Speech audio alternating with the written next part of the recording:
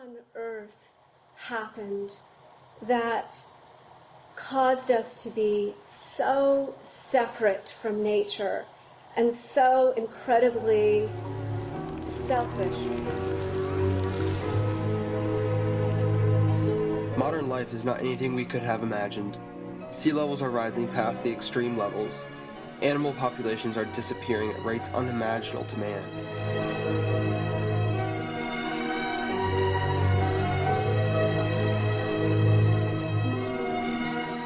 The oceans have become toilets that do not flush. Climate change is rapidly increasing due to bad decisions about our energy plans.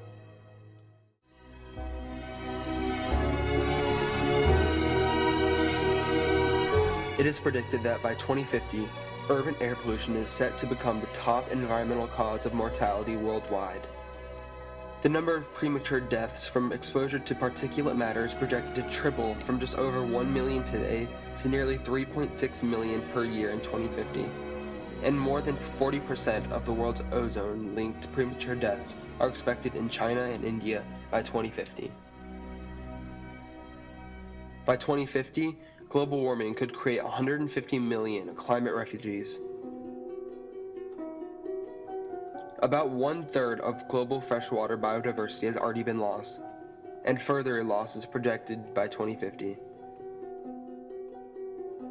Climate change will replace agriculture as the fastest growing driver of biodiversity loss by 2050. Already, the human impacts on our environment are starting to show. Glaciers are melting, lands are corroding, and the atmosphere is in a dangerous state. Our future is rapidly rushing up to meet us. Man was innocent until he discovered the difference between good and evil. When he was no longer oblivious of that knowledge, he became a fallen creature. We are not alone on this planet. We are part of a community, upon which we depend on absolutely. We're destroying the world because we are, in a very literal and deliberate way, at war with it. So how did we get ourselves in this mess? There are many speculations and theories about what we have done wrong as a growing species on this planet, and the complexity of our societies and civilizations make it hard to pinpoint exactly what went wrong.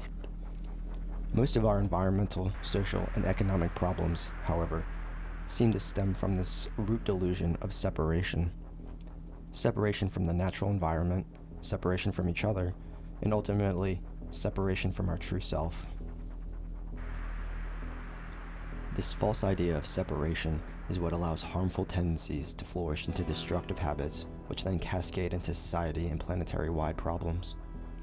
Our society is built upon domination, conquest, and exploitation of the natural environment along with its people in order to satiate the desires of an out-of-control ego.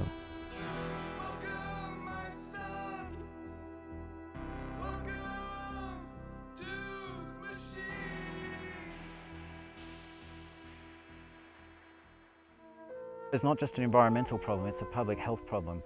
We must come to realise that we are connected intimately to the health of this planet and also to the destructive processes that we inflict on this planet. Late Anima, who was Professor of Philosophy at Oslo University, and he saw that the fundamental level of the environmental crisis is the illusion of separation between human beings and the rest of the natural world, and that this stems from anthropocentrism, or human-centeredness, the idea that human beings are the center of everything. We are the crown of creation, the measure of all being, and the world consists of human beings on the one hand and resources for human beings on the other hand. So it's seen as some kind of a pyramid with human beings on the top. When we began to seriously believe that the Earth is nothing more than a dead machine, that the whole Earth is just there for us, that we humans are the only species with sentience, and that everything in the earth, all the trees, the forests, the rocks, the minerals, are all there for us to exploit, that we've actually been placed here on this earth to use the scientific method and scientific rationality to exploit the earth merely for human benefit. So it's no surprise that after living for 400 years under the influence of this worldview, that we now have this phenomenal crisis. So we need an antidote to the mechanistic worldview. If the root cause of our suffering and problems we experience on this planet is, in fact, separation, then we must address this issue by coming together, reconnecting with each other, reconnecting with the intelligence of the planet, and rebuilding and strengthening the local and global community. This is very much the permaculture argument that the behaviour change and simple retrofitting of what we've got is better than trying to spin the machine faster. If we say we're going to rev up the machine to create a whole new renewable version of what we've got, then I think that was more likely to drive us over the cliff. You have heard that it was said, "You shall love your neighbor and hate your enemy." But I say to you, love your enemies and pray for those who persecute you. This is the International Peace House, and it's a place where people come to respite, to share their ideas on war and peace, to share their stories, to continue to grow, as to who we are and what we can be in order to make a better world for future generations.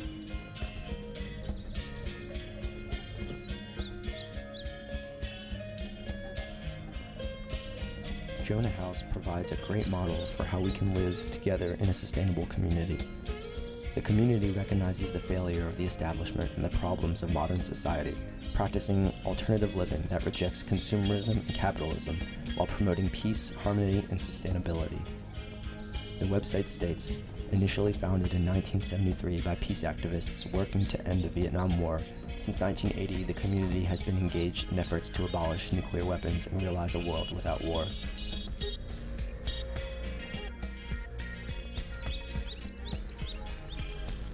The community presently consists of ex-Catholic nuns, Carol and Ardith, longtime peace activist Joe Byrne, Ann Tucker, and Emily, with their 2 kids, Augustus and Genevieve. Carol and Ardith have been active at the community almost since the beginning in the 1970s, while the others just recently joined last October. The community consists of 2 adjacent houses on a 22-acre cemetery, and doubles as a food pantry for the food desert in which it resides in. The Jonah House's recipe for a healthy community can be found in 4 core values: community, spirituality, stewardship, and activism. Committed to world mending, Jonah House lives intentionally, sharing work and resources equally amongst the immediate and surrounding community. They provide goods to the West Baltimore neighborhood in the form of a weekly food distribution program, which is supported by weekly donations from the Maryland Food Bank, Panera Bread of Ellicott City, and other various organizations. Soul tending is achieved at the community with the adoption of a mindful, contemplative lifestyle that encourages wholeness, justice, and joy. Jonah House hosts a weekly Buddhist Sangha, meaning community, as well as Sunday Christian prayer service. Dedicated to caretaking and stewardship, the community understands the importance of building a relationship with the natural environment and holds a nonprofit status for maintaining the once neglected St. Peter's Cemetery of Baltimore. Emphasizing simplicity and self-reliance, Jonah House tries to live sustainably by gardening with organic methods, being mindful of consumption of resources, and attuning to the rhythms and needs of the habitat in which they dwell. The community members are Freegans, people who employ alternative strategies for living based on limited participation in the conventional economy and minimal consumption of resources. Freegans embrace community, generosity, social concern, freedom, cooperation, and sharing in opposition to a society based on materialism, moral apathy, competition, conformity, and greed. Finally, Jonah's deepest roots can be found in peacemaking through activism. Founder Philip Berrigan was an ex-Catholic priest and peace activist who led a number of lobbies and demonstrations for the abolishment of nuclear arms, including the Baltimore 4, the Catonsville 9, and the Harrisburg 7.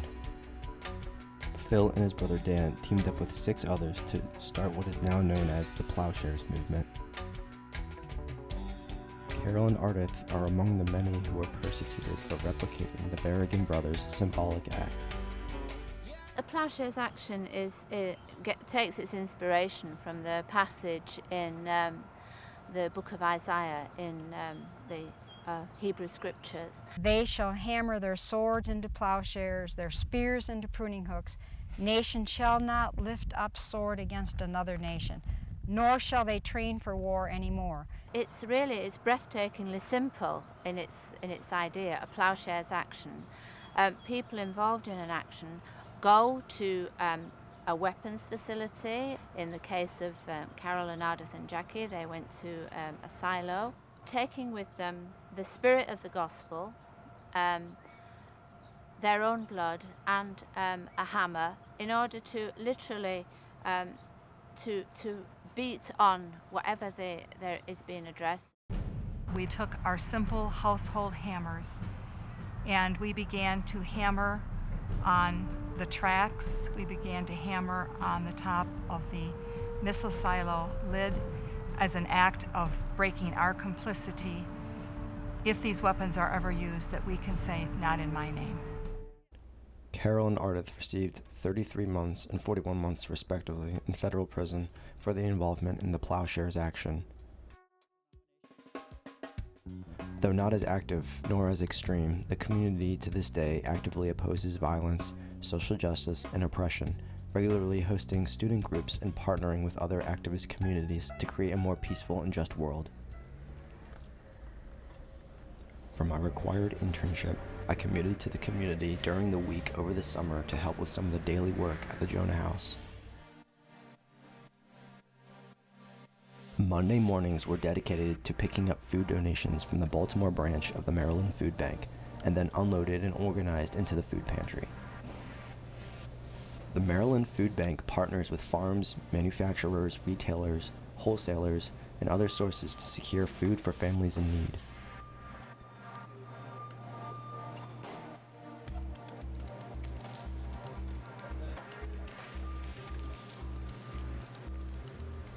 This food is then distributed to around 1,200 different soup kitchens, food pantries, shelters, schools, and other community-based organizations, including the Jonah House, across 21 counties in Baltimore City.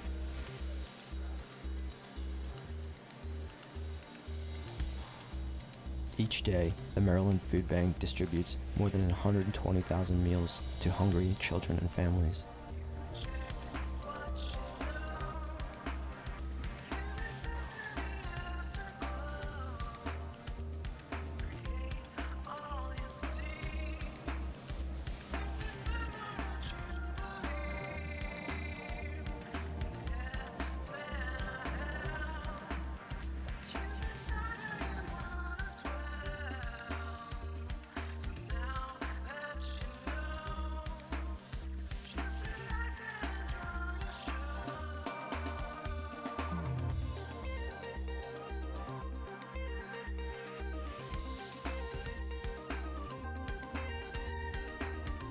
My job was to help load and unload the community van, then help count and organize the food into the pantry.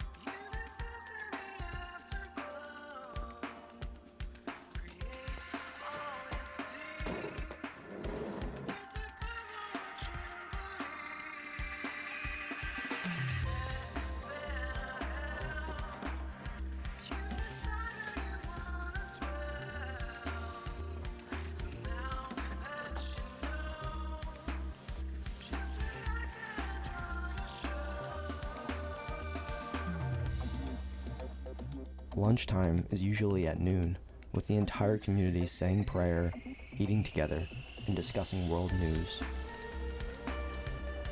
The community rotates who cooks lunch and dinner, so every member has an opportunity to creatively craft a meal from the food donations, the garden harvest, and a few purchased goods.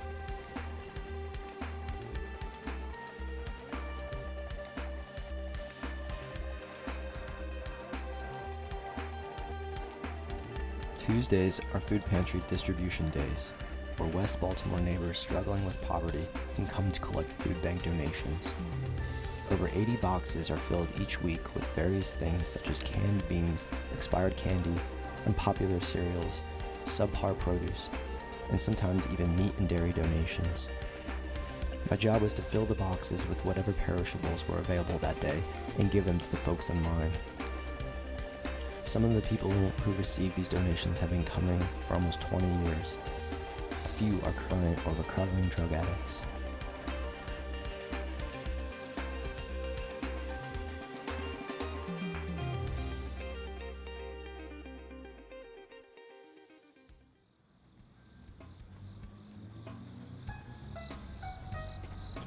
The rest of the week was devoted to caretaking the community grounds, the gardens,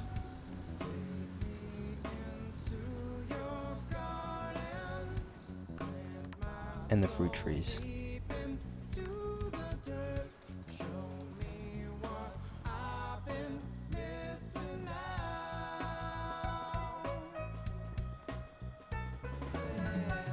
Some of my duties included mowing parts of the cemetery plot, weed whacking in between the gravestones, weeding the garden, harvesting fruits and vegetables from the garden, and collecting and composting fallen fruit from the trees. On the days that did not provide good working conditions, I remained inside and helped clean and organize the food pantry or the greenhouse.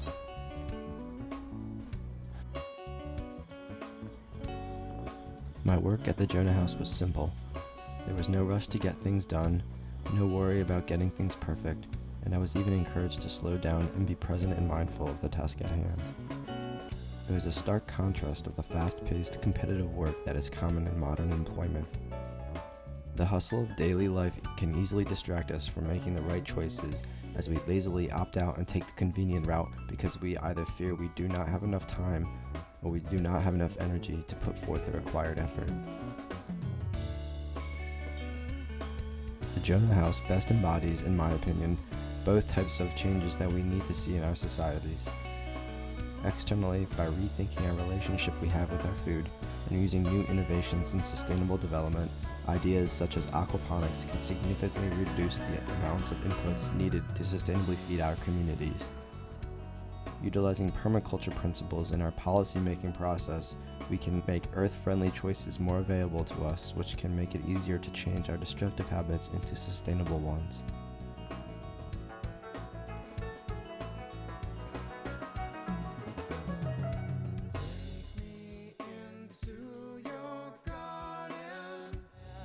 Change, however, must first come from within, by changing the way we look at ourselves and how we relate with the world. Internally, we must strive to recognize the inherent unity of all life and become more aware of our actions. This is done through mindfulness, bringing the mind into the present moment, paying close attention to what one is doing in that moment, and considering the costs and effects of your actions. This is especially difficult if, say, you lived in a situation where your biggest concern was where you were going to get your next meal from. You're not going to be as worried about the consequences of your actions if you are struggling merely to survive. This is why areas of low income and poverty are particularly difficult places to break out of harmful cycles. Again, the answer, I believe, lies in removing the veils of separation, coming together, and persistently standing up against the machine of corporate consumerism. At this very moment, we can see how the greed of a few wealthy banks and corporations are ignoring national treaty and blatantly going against the interests and concerns of the public with the construction of the Dakota Access Pipeline. Safety is our priority. Accidents with toxic oil-carrying pipes like these only occur, well, like most of the time. So where better to put one than under the majestic Missouri River, where a leak will only poison the water source of millions of people downstream. This glorious pipe dream will also create thousands of local jobs. Jobs.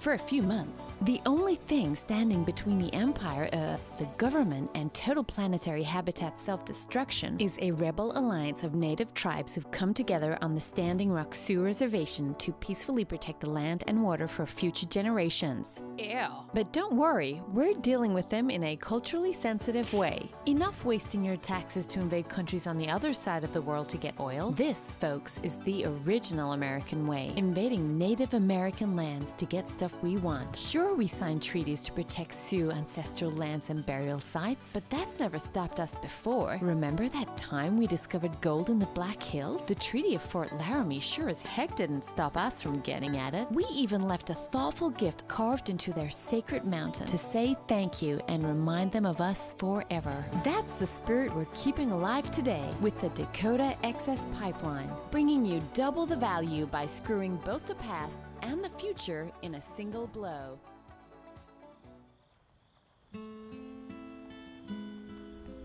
This isn't just some utopian vision, a naive ideal, or some manic expression. It is real life with real change being enacted by real people. We create our reality, our lives on this planet, each day with our choices and our actions. It is up to us to reclaim this power, to consciously choose to act in a way that is beneficial for ourselves, the whole of humanity, and the living planet, instead of falling asleep into the unconscious pull of our egoic desires instilled in us by a schizophrenic culture that requires our attention and volition to persist. There are people who want to go back to the bar who don't believe it, who call us doomers. There are people who are deer in the headlights, who are panicked, who cannot process a thought. But thank God there are many, many hundreds of thousands and millions of people, I would say in the United States alone, who get it, who are actively building lifeboats now. And a lifeboat is something sustainable that's local first and foremost, where your food is grown close to where you live. That's the foremost issue right now.